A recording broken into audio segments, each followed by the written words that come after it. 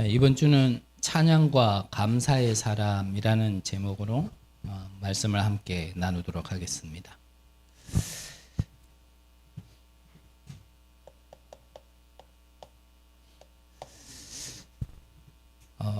우리가 먼저요, 지금 본부에서 계속 좀 중요하게 메시지를 계속 주시고 계시는 게 우리의 뇌를 살리라고 자꾸 말씀을 주시죠. 그래서 제가 렘넌트 예배 때도 렘넌트들과 함께 말씀을 나눴지만 뇌과학자가 강연하는 동영상을 좀 이래 봤어요. 그 동영상에서 그 뇌과학자가 강연하기를 그림 하나를 이렇게 보여주더라고요. 그 강연을 듣는 대상자들은 대부분 성인이죠.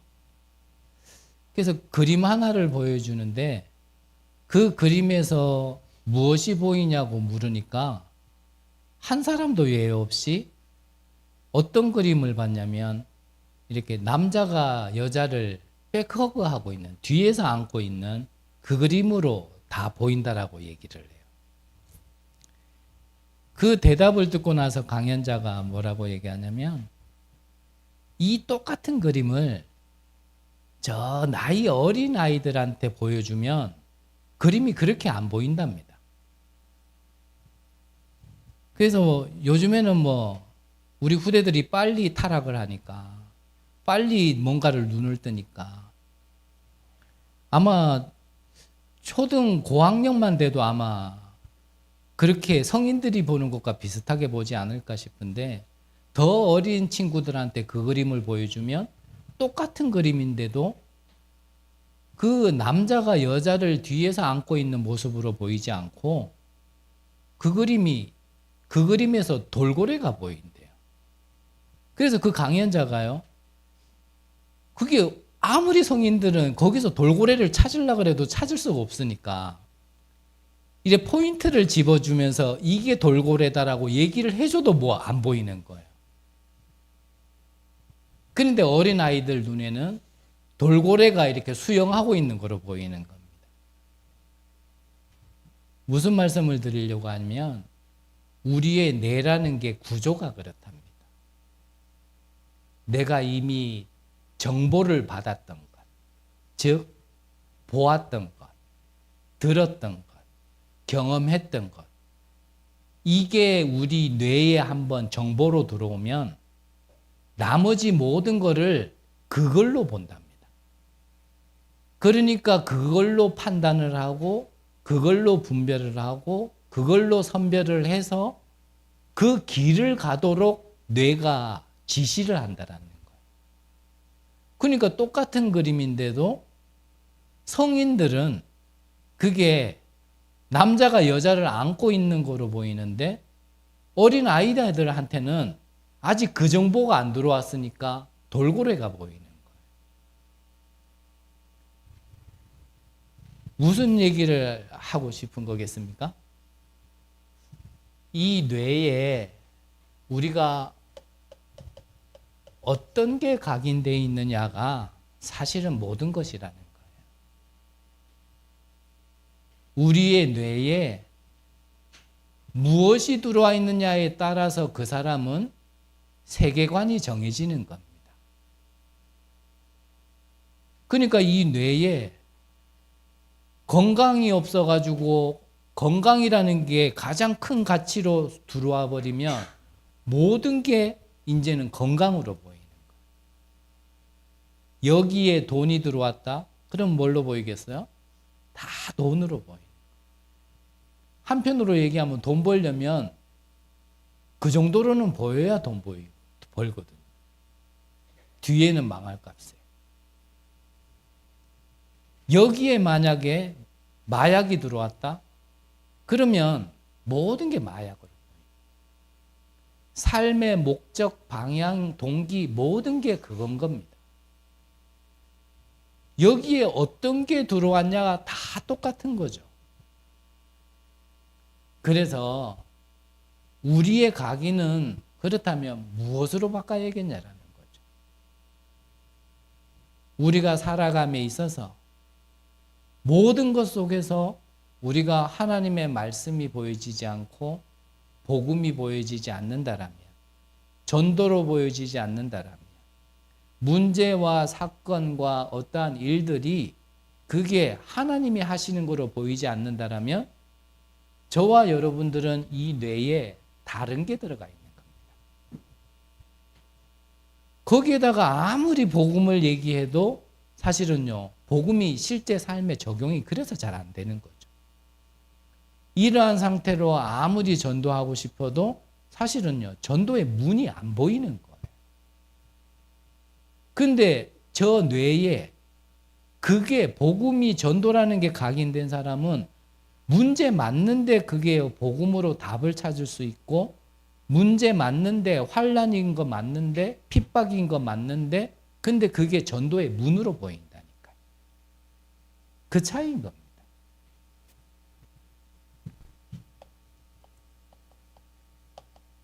이 뇌에 각인된 게 영혼에 이제 연결이 되어지면 이게 어떻게 됩니까? 이제는 말 그대로 영원히 가는 거예요. 결국 우리의 삶은요,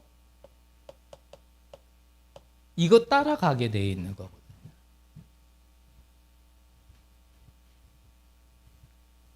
그래서 우리의 뇌를 살리라는 거는 뭐 뇌세포가 다 죽은 건 아니잖아요.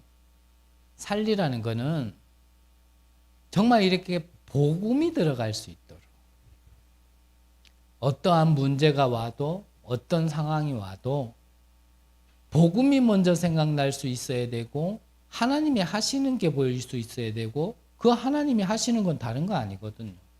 세계복음화란 말이죠.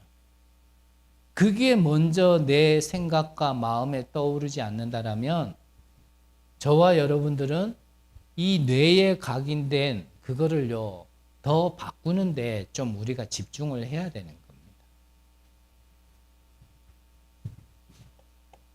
그러면 우리의 과거라는 시간표 속에 우리에게 각인된 거는 뭐냔 말이죠.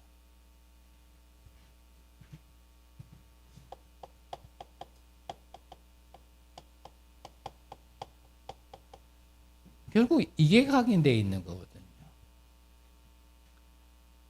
로마서 3장 23절에 보니까 모든 사람이 죄를 범하였음에 하나님의 영광에 이르지 못하더니 그랬습니다.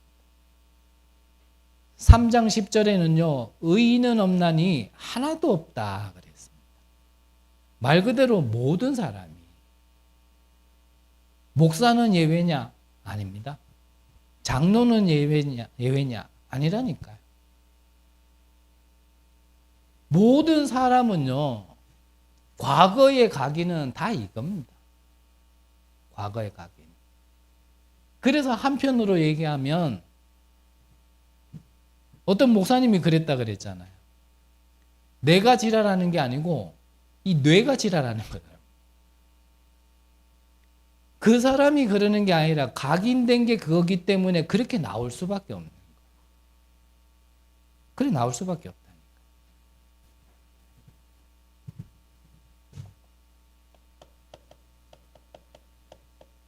문화도요, 다른 문화 아닙니다. 결국은 흑암 문화, 우상 문화예요.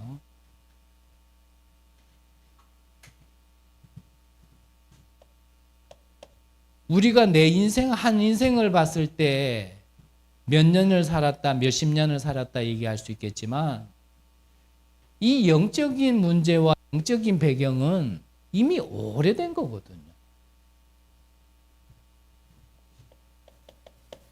그게 이렇게요, 나와지는 거예요.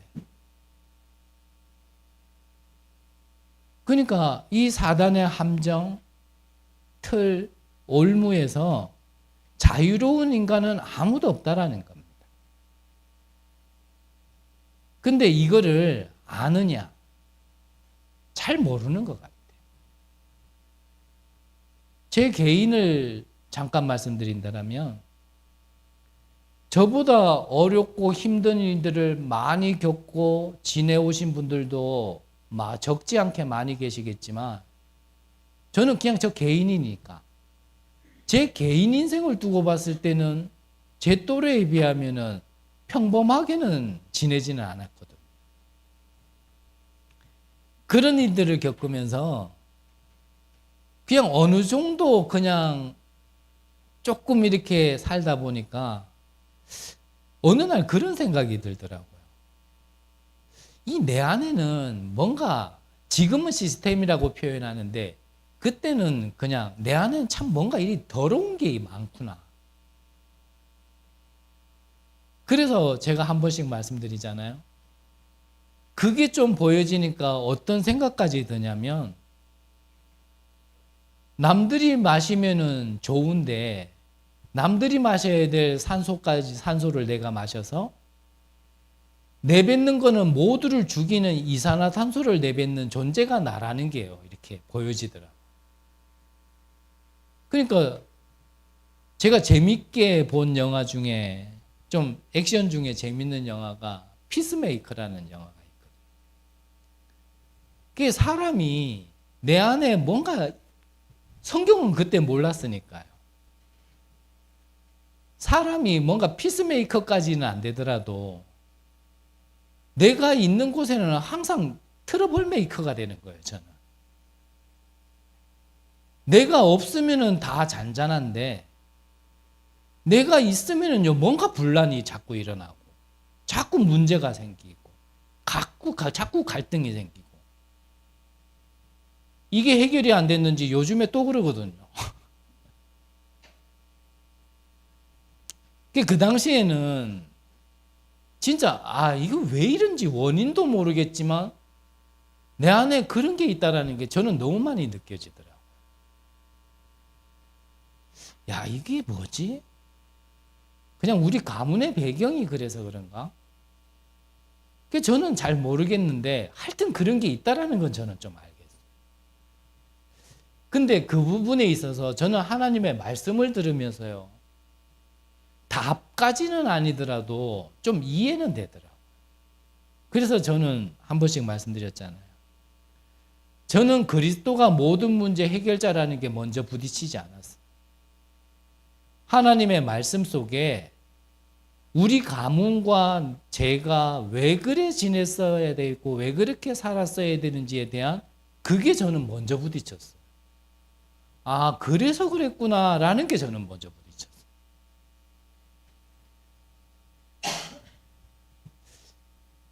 우리의 과거가 사실 제게 그런 게 있다라는 걸 알지만 제가 그렇다면 진짜 알았냐? 사실은 그것도 아닌 것 같더라고요. 그러니까요. 멸망을 당하면서도 사실은 멸망을 당하는지도 모르고 사는 게 어찌 보면 저였거든요. 뭐 비유가 되는 말인지는 모르겠지만 이 문제라는 걸 벗어나서 지내본 적이 없다 보니까 저는 그런 어떠한 삶 속에요. 뭐 조금 아픈 거는 저는 아픈 거라고 별로 느껴지지가 않더라고요. 그래서 뭐 이런 말이 뭐 맞는 얘기인지 모르겠지만 저는 제가 이가 아프면 앞니도 아니라 어금니가 아프면요. 저는 밤새도록 그 어금니를 내 손으로 뽑았다니까요. 그래서 그것도 한두 개가 아니라 한 세네 개를 그렇게 뽑았다 그러니까 지도 인생 똑바로 못 산 인생이 뭐 저런 인간이 다 있냐고 뒤에서 얘기했다 그러던데 저는 그게 별로 아프다 느낌이 안 들었어요. 근데 진짜 안 아파서는 안 아팠냐? 아니죠. 지금 돌아보면요. 정말 완전히 잡힌 거죠. 아닌 말로 우리가 칼로 손끝에만 살짝 비어도 아프다 그러는데 그 어금니를 어떤 약도 없이 그냥 뽑는다라는 거는 그거는 진짜 잡히지 않고서는 할 수 없는 거거든요. 그럼에도 불구하고요. 그게 저에게는 잘 몰랐다.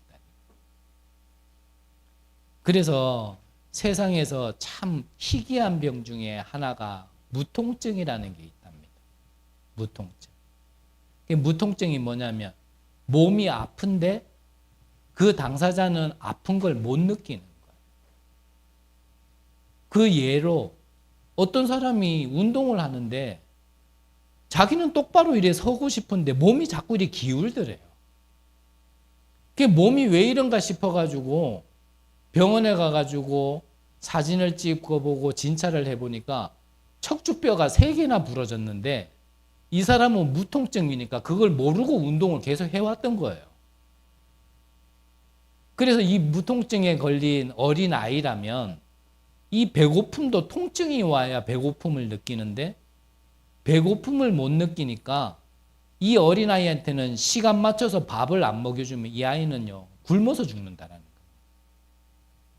그 얘기를 듣는데 이게 육신적으로 무통증 그것도 무서운 거지만 내가 영적으로 무통증이었구나.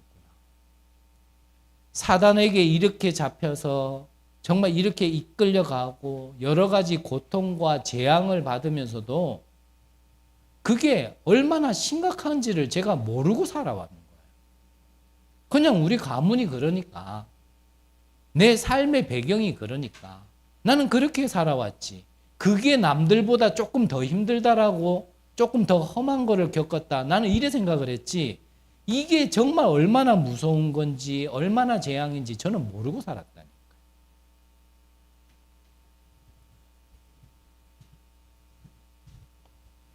이러한 과거가 각 사람에게 하나님이 주어진 만큼 각자가 다 있는 거거든.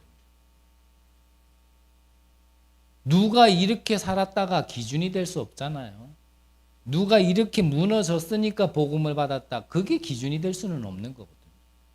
오히려 어떤 면은 무너지지 않고 복음 받는 사람도 많고 오히려 성공의 자리에서 복음 받는 사람도 많거든요. 이러한 과거에 내 배경이 있는 걸 안다라면 그렇다면 이 과거를 바꿔야 되는 겁니다. 바꾸지 못하면요 이게 나를 계속 따라다니는 거예요. 계속. 언제까지요? 구원 받았습니다.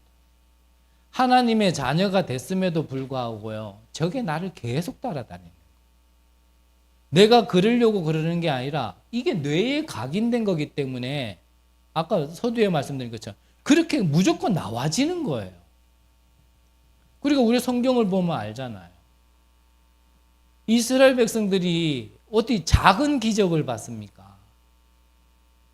당시의 강대국이었던 애굽을 자기들이 싸워서 나온 것도 아니라 하나님이 싸워서 나온 걸 직접 체험했던 이스라엘 백성들은 노예에 있다가 이제 바다 앞에 섰을 때도 바다를 배 타고 건넌 것도 아니라 바다에 길을 내면서까지 건넜거든. 이 큰 거를 맛보고도 왜 자꾸 그렇게 될 수밖에 없냐? 사실은요, 이 각인이 안 바뀐 거예요. 이 각인이 바뀌어야 사실은 오늘도 다르게 보이는 거거든.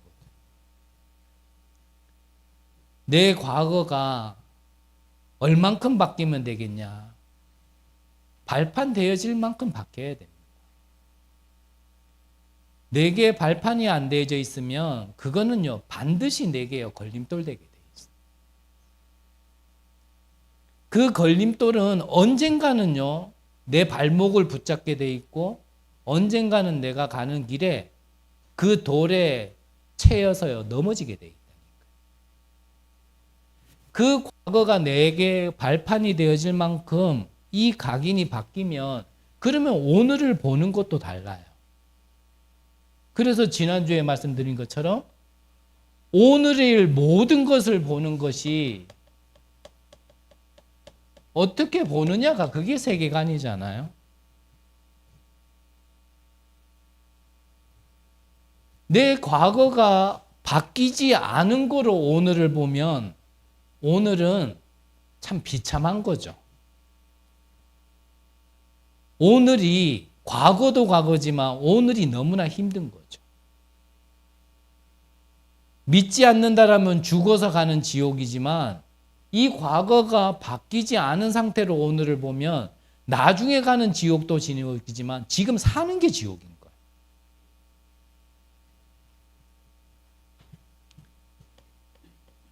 그런데 성경에 보면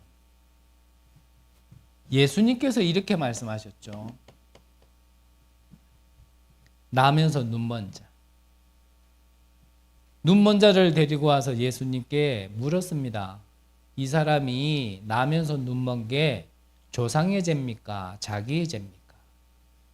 그때 그 나면서 눈먼 거, 그 문제를 보고 예수님은 보는 눈이 달랐어요. 뭐라 말씀하셨죠? 조상의 죄도 아니고 자기의 죄도 아니다. 하나님의 일을 나타내고자 하십니다.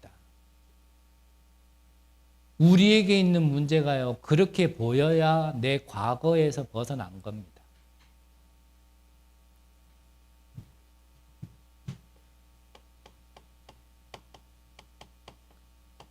고린도후서 12장에 보면 바울이 본인에게 있었던 사단의 가시떡 때문에 하나님께 깊게 기도했습니다. 자기가 몸 안에 있는지 몸 밖에 있는지도 모를 만큼 세 번째 하늘에 올라갈 만큼 하나님께 깊게 기도했어요. 그거를 통하여서 바울이 눈이 달라졌어요. 어떻게 달라졌어요? 하나님의 음성을 첫 번째로 들었는 겁니다. 하나님이 말씀하시기를 내 은혜가 내게 족하다. 하나님은 오늘을 우리에게 최고의 축복으로 주셨는데 우리가 그걸 모르고 있는 거예요. 왜냐? 내 눈이 안 바뀌어 있으니까. 그러면서 바울이 깨달았어요. 눈이 바뀌고 나니까 뭐라고 얘기했습니까? 이 사단의 가시는 나의 약함은 그리스도의 은혜가 머물게 하게 하기 위함이다. 그래서 나는 이 약함을 자랑하노라. 그러면서 결론을 내렸습니다. 약한 그때 난 강합니다. 과거는 우리에게 발판이 되어질 만큼 우리의 각인이 바뀌어야 되고요. 오늘은 내게 이 각인을 바꿀 수 있는 최고의 기회라고 보여진다라면 저와 여러분들의 이 각인은 바뀐 거예요. 하지만 반대로 얘기해서 나는 지난 날을 생각하면은 계속 아프고 계속 눈물 난다. 많이 생각해 봐야 됩니다. 오늘 내게 주어진 게 내게는 충분하지 않고 완전하지 않고 모든 것이다 라고 보이지 않으면 하나님이 틀린 게 아니라 우리가 뭔가를 봐야 돼요.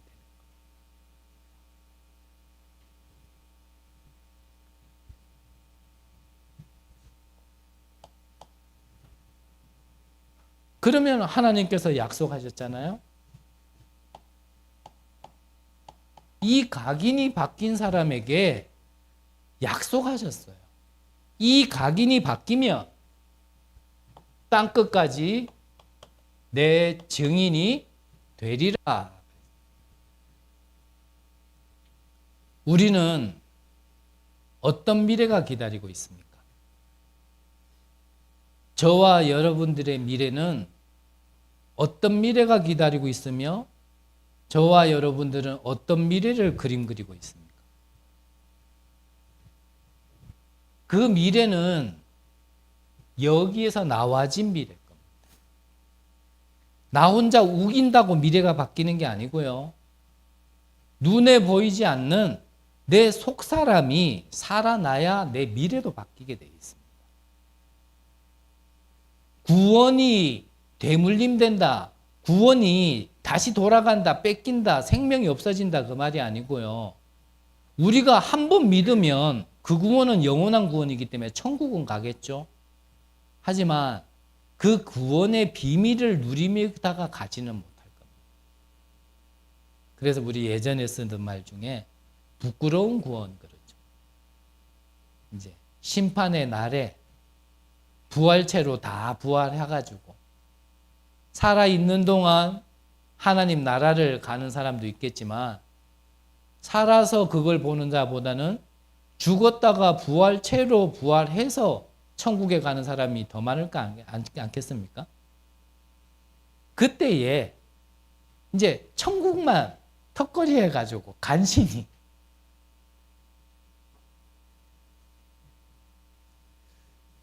그래서 뭐 다른 말씀을 드리려는 하는 게 아니고요. 우리의 뇌의 각인이 바뀌어야 됩니다. 그게 내 영혼에 이미 영향을 주고 있다라면요. 그러면 힘든 거예요. 그거는요. 운명이 되어버리는 겁니다. 자, 그렇다면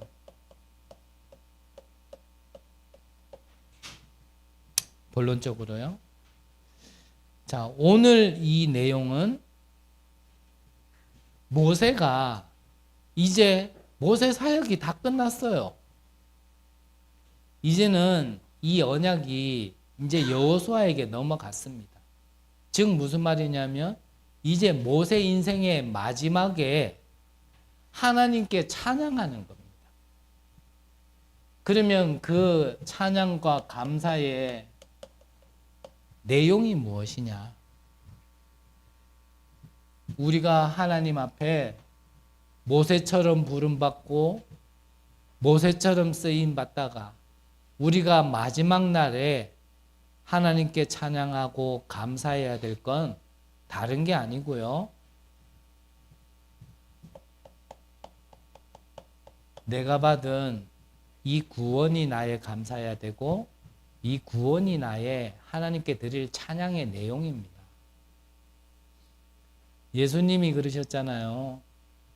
70인들을 현장에 내보내고 지금까지 보여준 대로 그들이 현장에서 복음을 전했더니 그리스도의 이름을 선포했더니 귀신이 내어 쫓기는 겁니다.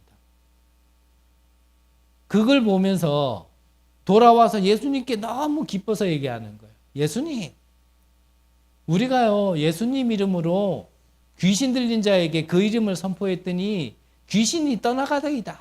이러니까요 예수님께서 뭐라 말씀하셔요? 너희가 내 이름으로 귀신 내어 쫓은 걸 갖다가 기뻐하지 말고 너희의 이름이 생명책에 기록된 것으로 기뻐해라. 우리가 살면서 내가 구원받은 것처럼 내가 하나님의 은혜로 생명을 얻은 것처럼 많은 사람이 구원을 받고 생명을 얻는 가운데 우리가 남은 인생을 24 하다가 가야 되는 인생 맞지만 그 전도의 열매 때문에 기뻐해야 될 우리가 아니고요. 우리를 구원해 주신 근본 때문에 우리가 감사해야 된다는 겁니다.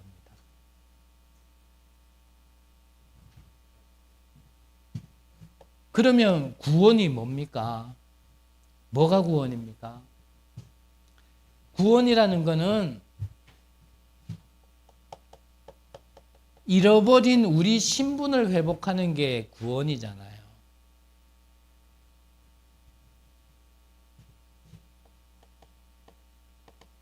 요한복음 8장 44절에 보니까 너희 아비 마귀 저는 처음부터 거짓말쟁이에요. 그 속에 진리가 없으므로 거짓을 자기 것처럼 얘기하는 존재를 우리는요 우리의 주인으로 그렇게 모시고요 계속 따라갔던 존재들이었습니다.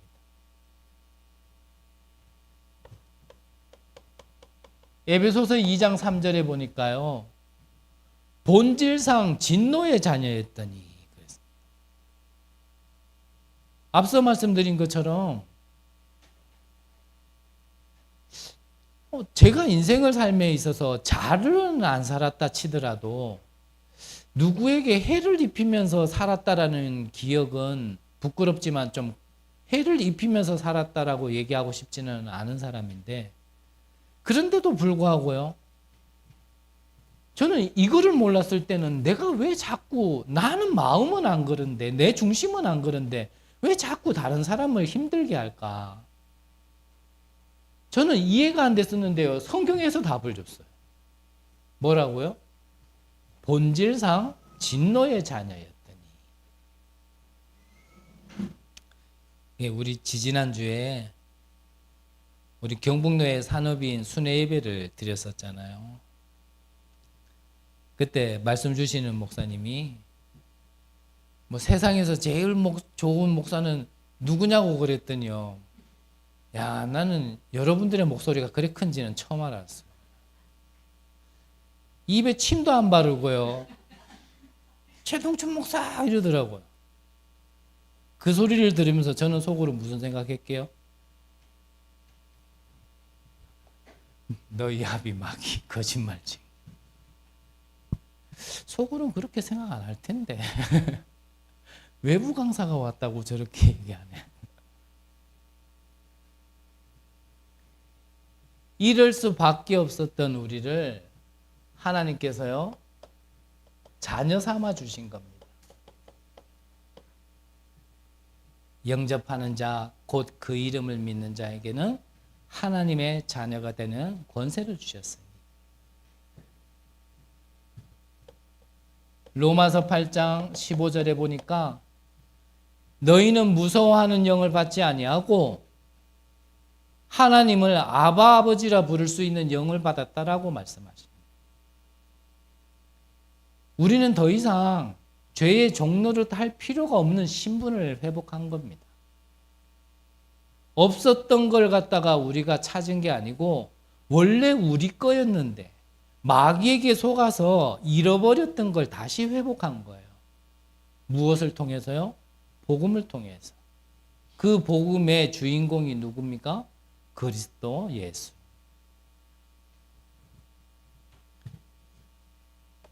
이 신분에 따라서 권세가 따라다니는 거예요. 내가 신분을 회복 못하면요 아무리 노력해도 안 되는 겁니다. 왜냐? 지옥 권세가 계속 따라오니까. 그래서 재앙이 오는 거예요. 우리가 잘못 살아서 잘못된 문제가 오는 것도 있지만요 영적으로는 근본적으로는 이거를 회복 못하니까 자꾸 다른 권세가 따라다녔어요. 그러니까 이유 없이 망하는 겁니다. 잘하려고 했는데 망하는 거예요. 나는 구원받았는데요. 영접했는데요. 네, 이 각인이 안 바뀌었어요. 구원을 못 받았다가 아니라니까. 구원은 은혜로 받았는데 그 노예 근성, 노예 체질, 노예 사상에서 못 빠져나오고. 그래서 우리가 어떤 상황이 되면요. 아, 내가 그렇구나. 바로 할 수 있잖아요.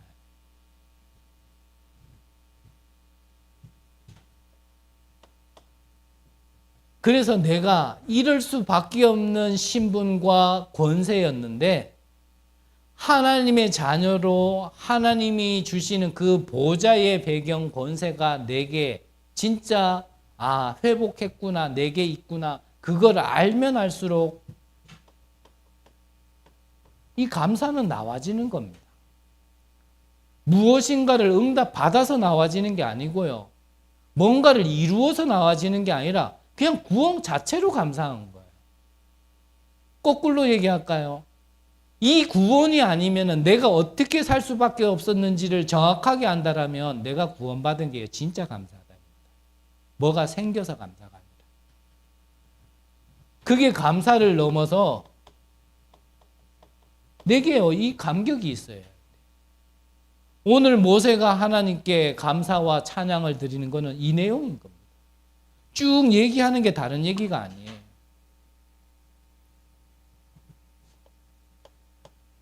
그리고 우리가 두 번째 봐야 될 내용이 뭡니까? 하나님은 우리에게 위기 때마다, 어려울 때마다, 힘들 때마다, 문이 막혔을 때마다, 절망일 때마다, 그때마다요, 하나님은 말씀을 주셨어요. 말씀.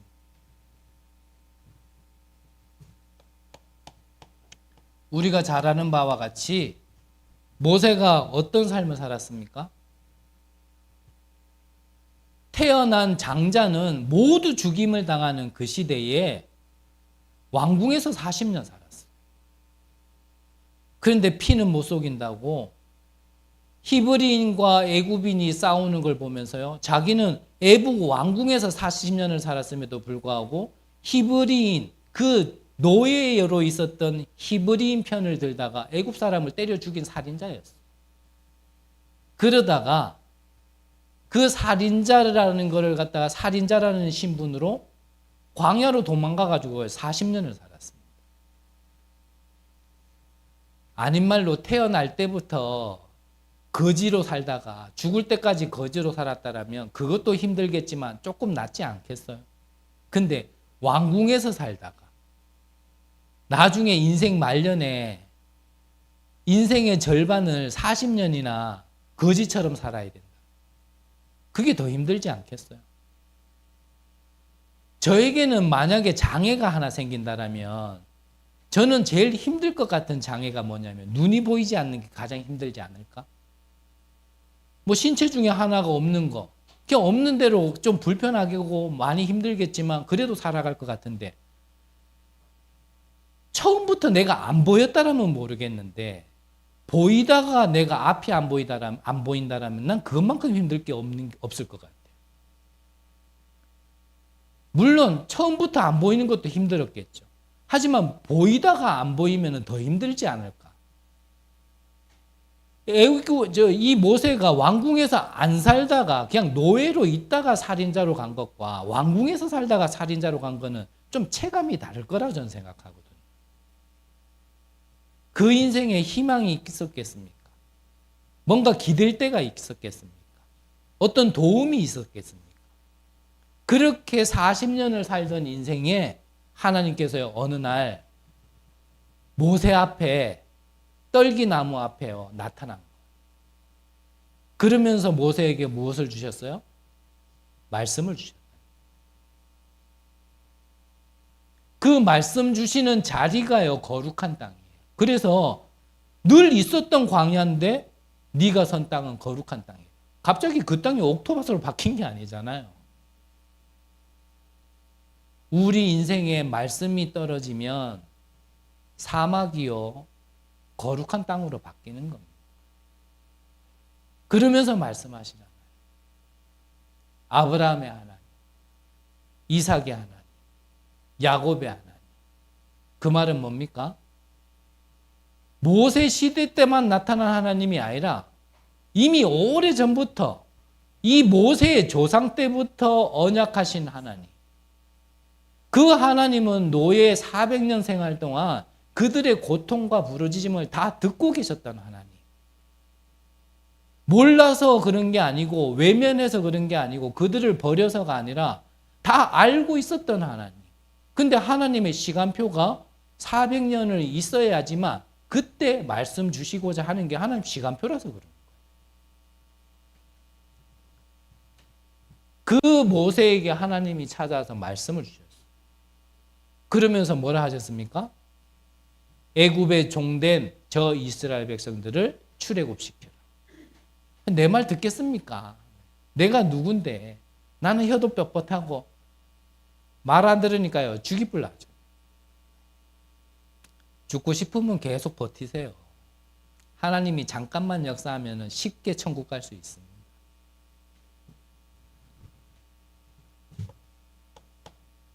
이 모세를 이어 우리가 지난주에 봤듯이 여호수아에게도 하나님이 말씀을 주시는 거예요.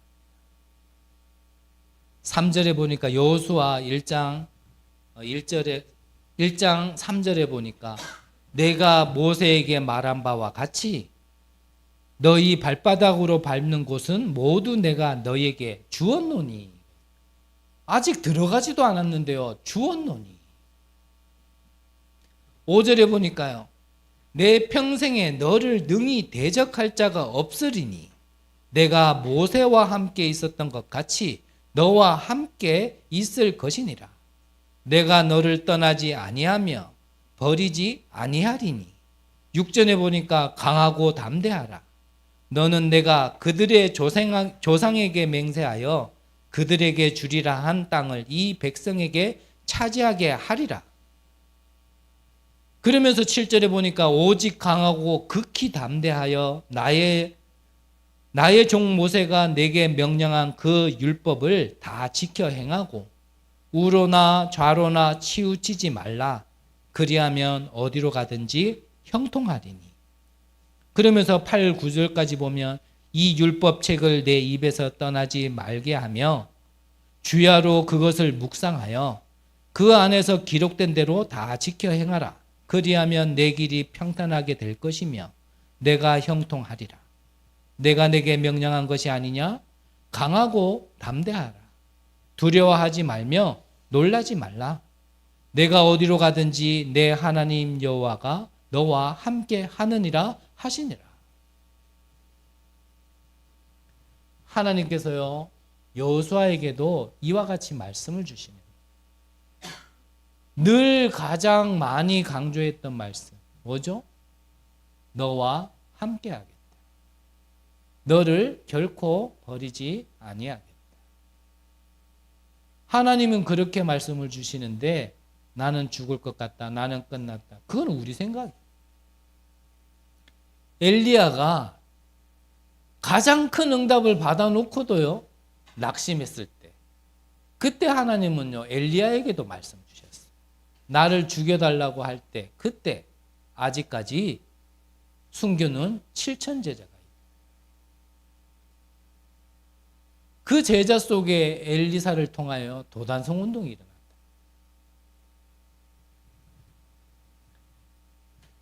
여러분들에게 가장 중요한 말씀을 언제 주시냐? 끝났다라고 생각할 때 그때 주십니다. 그때 정신 바짝 차려요. 근데 우리는 그때 정신이 잃어버리거든요. 얼만큼 잃어버립니까? 이런 눈빛 보면 갔어요. 가가지고 딴 데 있어. 그러니까 하나님이 묻는 겁니다. 아담아, 내가 어디 있느냐? 하나님이 나무 뒤에 숨은 아담을 모르겠습니까? 아담아 어디 있느냐? 그게 우리의 영적 현주소라.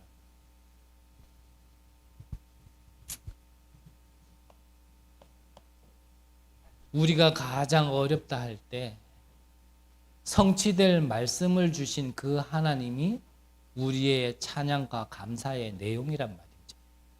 마지막 세 번째 뭡니까? 광야 40년 동안 먹이시고 입히시고 인도하신 하나님.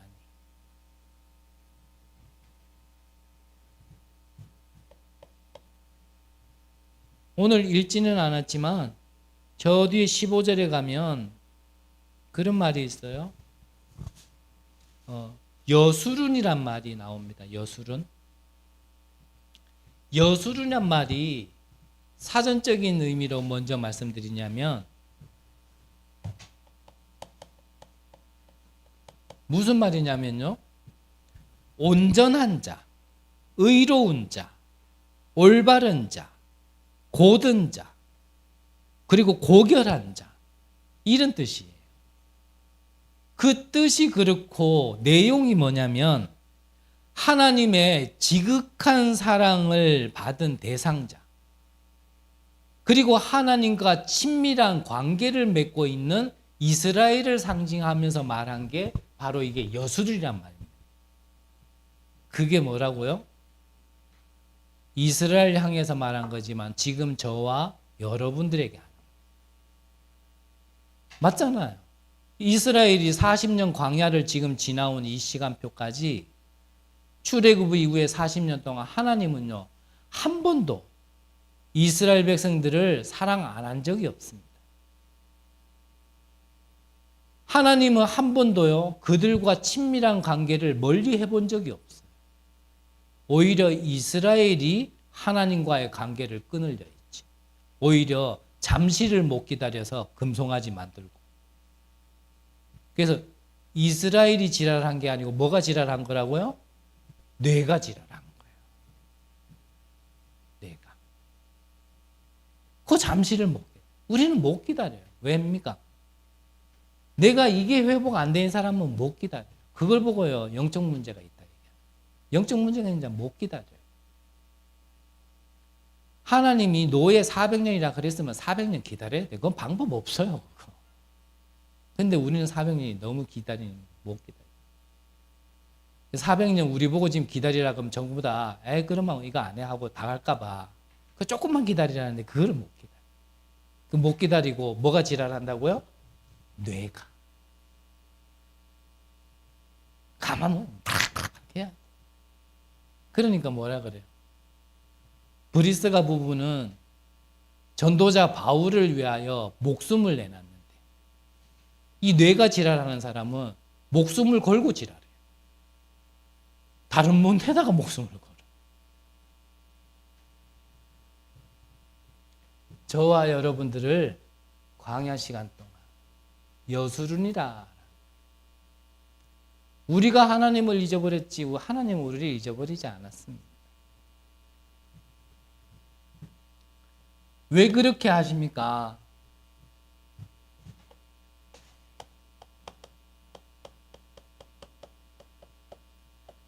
이것 때문에 그래요. 우리가 이뻐서가 아니고요, 사실. 아직까지 이 복음을 받지 못해 고통 속에 있는 자들이 있기 때문에 그 속에 저와 여러분들도 있어야 되는데 그들을 위하여 먼저 부름받은 우리가 여기에 관심이 없단 말이에요.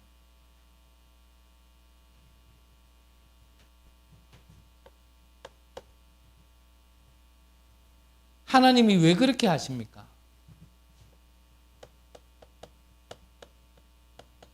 이 세 가지 뜰이 있어야 되거든. 그래서 우리가 우리에게 망대를 세우라는 겁니다. 망대, 내용 알죠? 세 가지? 플랫폼, 파수망대, 안테나. 망대를 세워야 될 이유가 아는 사람이요. 망대를 세우게 돼 있고 그 이유를 아는 사람 보고 파수꾼이라 그래요. 안 그러면 24를 어떻게 합니까? 이유가 없는데. 하면 귀찮고 힘들고 어려운데. 힘들고 어렵고 귀찮더라도 왜 24 망대를 세워서 파수꾼으로 서 있어야 되는지 이유를 아는 자가요. 진짜 전도운동을 할 수 있거든요. 내 동기, 내 목적, 내 자리 때문에 전도운동하는 건요. 그거는 전도는 할 수 있는데 전도운동은 못해요.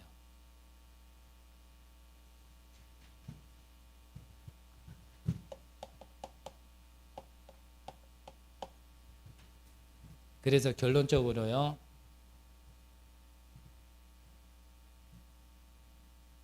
세계복음화, 즉 이 가나안 땅 정복은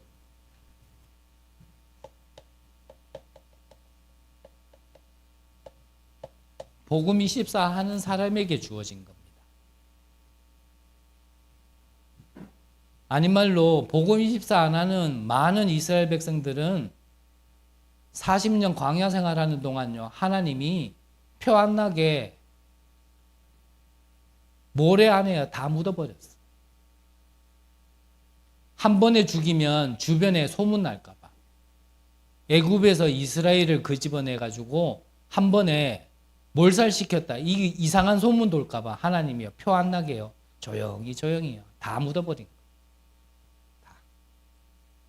그리고 지금 우리가 신명기를 보고 있는데 신명기의 가장 큰 주제가 뭐죠? 각인. 각인 바뀐 여호수아, 갈렙 그 후대들이 가나안 정복했어요.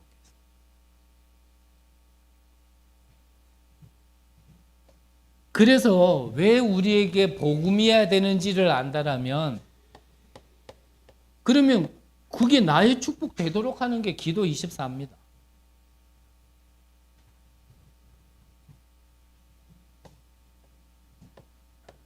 그러면 전도라는 건 뭐겠습니까?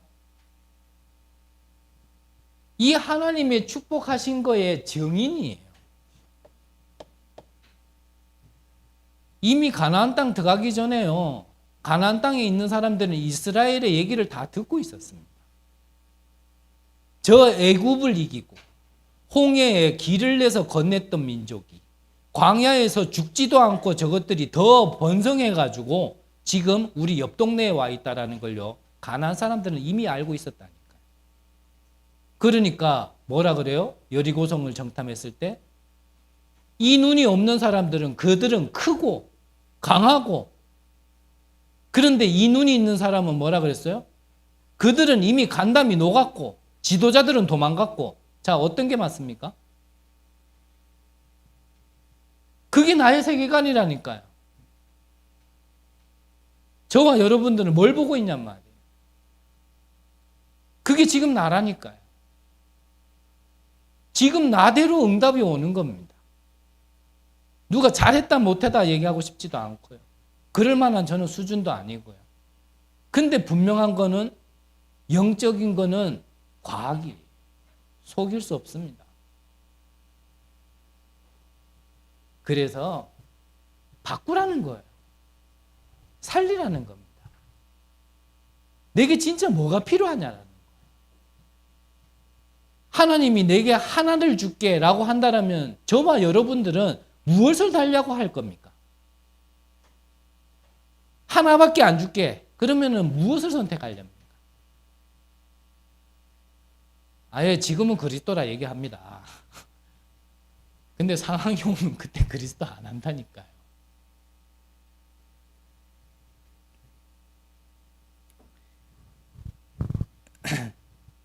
그래서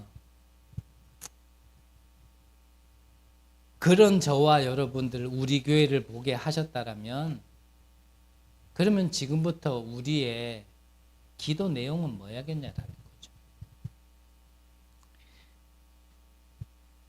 정말 우리가 제 개인이 우리가는 아니고 제 개인이요. 철이 없을 때는 말이 앞서갔습니다. 왜냐? 틀린 거는 아니라 생각했기 때문에.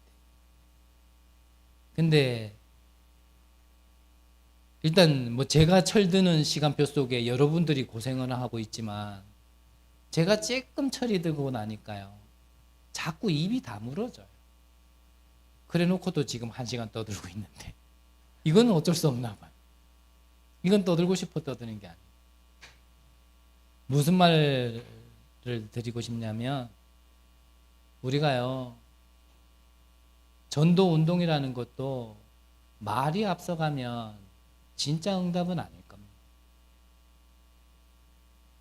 지금부터 우리가 정말 말보다는 기도가 앞서야 되고요. 기도 속에서 우리가 적어도 한 사람을 정말 바르게 심부름해보고 한 현장에서 우리가 바르게 심부름해보지 않고 우리가 얘기하는 거 시간 지나 보면은 조금 아시리라 생각됩니다. 아, 그 전에 말이 앞섰던 게 맞는 게 아니었구나. 틀린 건 아니라 할지라도 맞는 거는 아니었구나. 제 개인적으로는 그런 생각이 많이 들어요. 정말 우리가 바울 사도가 그랬잖아요. 나를 위하여 기도할 거는 전도의 문을 열어달라고 기도하라. 왜 그러냐면 전도라는 현장 속에 있어 봐야 복음도요. 뭔가 선명하게 보이기 시작합니다. 왜 복음이야 하는지. 전도라는 현장 속에 있어 봐야 우리가 듣는 이 모든 메시지가요. 제대로 풀리고 제대로 분석이 되어지고 제대로 적용되기 시작합니다. 저와 여러분들이 이제는 그래야 될 때가 아닐까. 좀 그런 생각이 듭니다. 복음도 그렇고 현장도 그렇고 제대로 봐야 그 신선한 게 올바른 게 내게 계속 정보로 체험으로 충격으로 와줘야 이 뇌가 바뀝니다. 사실 저와 여러분들에게 이 무너지지 않는 견고한 진이 무너질 수 있는 축복이 임하기를 간절히 기도합니다. 기도하겠습니다. 하나님, 우리 인생의 마지막에 우리에게 주신 이 구원 하나로 감사하며 찬양할 수 있는 그런 자들로 인도받게 하여 주옵소서. 손에 쥐어진 것 때문에 기뻐하지 말고 눈에 보이지 않는 것 때문에 기뻐하는 자들 되게 하시고, 우리가 말로 전하는 복음이 아닌 삶으로 전달할 수 있는 증인의 축복을 받을 수 있도록 역사하여 주옵소서. 감사를 드립니다. 살아계신 예수 그리스도 이름으로 기도드립니다. 아멘. 우리 찬송가 305장 찬양하시면서 준비하신 예물 하나님께 드리겠습니다.